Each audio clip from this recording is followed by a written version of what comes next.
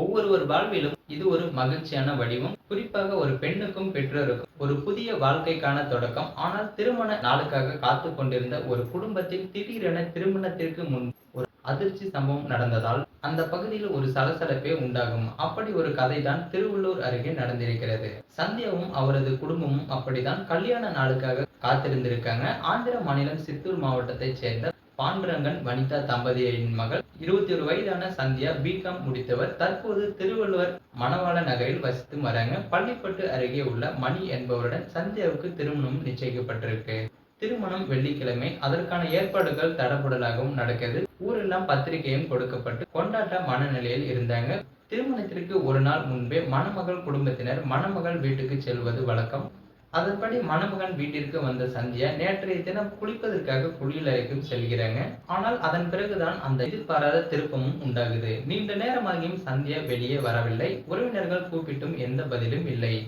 பதறியடித்துக் கொண்டு கதவை உடைத்து உள்ளே சென்று உறவினர்கள் கண்ட காட்சி அவர்களை உறைய வச்சிருக்கு.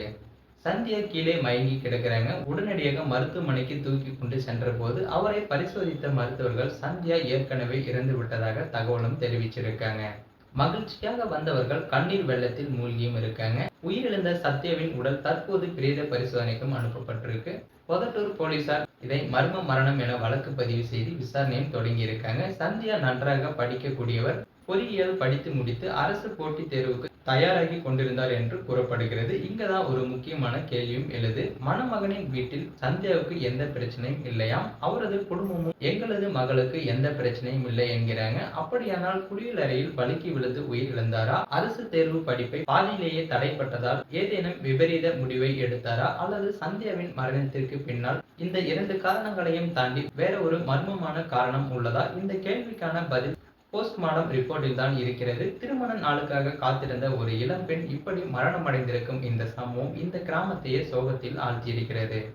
இந்த மர்மம் முடிச்சு அவிழுமா? சந்தியாவின் மரணத்திற்கு பின்னால் இருக்கும் உண்மை காரணம் என்ன?